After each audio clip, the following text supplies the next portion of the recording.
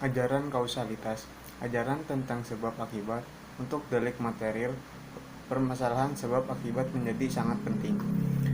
Kausalitas berlaku ketika suatu peraturan pidana tidak bicara tentang perbuatan atau tindak pidananya yang dilakukan dengan sengaja, namun menekankan pada hubungan antara kesalahan atau ketidaksengajaan dengan akibat. Dengan demikian, sebelum mengulas unsur kesalahan, jadi ajaran kausalitas menentukan pertanggungjawaban untuk delik yang dirumuskan secara material mengakibatkan yang ditimbulkan merupakan unsur dari delik sendiri.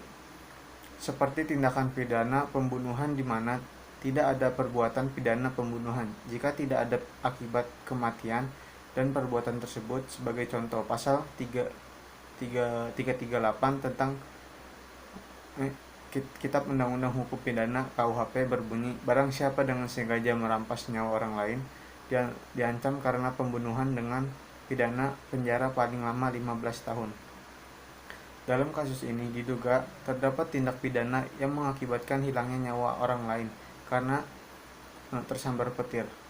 Mengenai teori kausalitas yang ada tanyakan, yang pertama, teori condictio sine qua non dari Van Bury. Menurut teori ini, suatu tindakan dapat dikatakan menimbulkan akibat tertentu sepanjang akibat tersebut tidak dapat dilepaskan dari tindakan pertama tersebut. Karena itu suatu tindakan harus merupakan conditionum sine qua non, syarat mutlak bagi kebenaran sifat tertentu. Syarat sebab harus diperpanjang setara. Konsekuensi teori ini kita dapat menuntut tiada henti sebab suatu peristiwa hingga ke masa lalu. Dalam kasus ini, maka majikan yang menyuruh pembantunya membeli suatu ke warung agar kesambar petir, atau yang tidak memasang penangkal petir di sekitar jalan yang dilalui pembantu.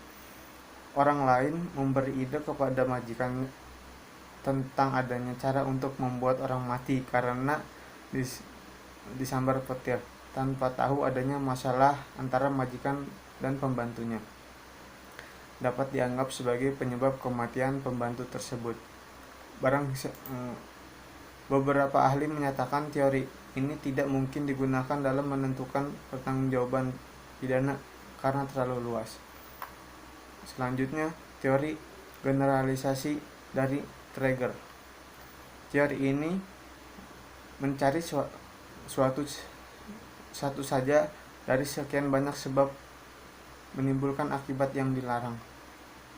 Termasuk dalam teori ini adalah teori adequate dan Van Kris, yakni sebab dari suatu kejadian adalah tindakan yang dalam keadaan normal dapat menimbulkan akibat atau kejadian yang dilarang. Dalam hal ini, maka harus diselidiki terlebih dahulu. Yang pertama, majikan memiliki pengetahuan bahwa jika keadaan hujan dan terdapat petir, maka besar kemungkinan orang yang berjalan di bawah hujan akan tersambar petir.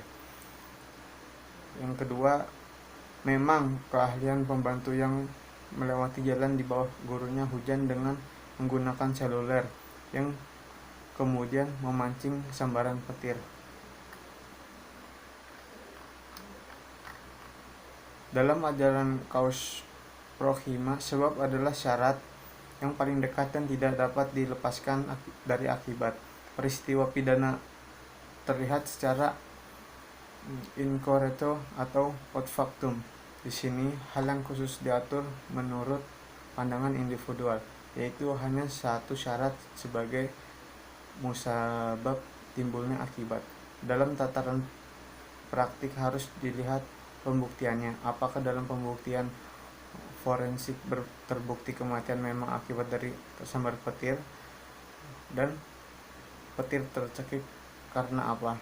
Akhirnya ditemukan sebab yang paling dekat dan tidak dapat dilepaskan dari adanya sambaran petir tersebut mengenai pertanggungjawaban pidana. Maka harus dilihat terpenuhi tindak unsur pidana serta unsur kesalahan dari tindak pidana yang dikenakan terhadap terdakwa. Sekian dari saya. Wassalamualaikum warahmatullahi wabarakatuh.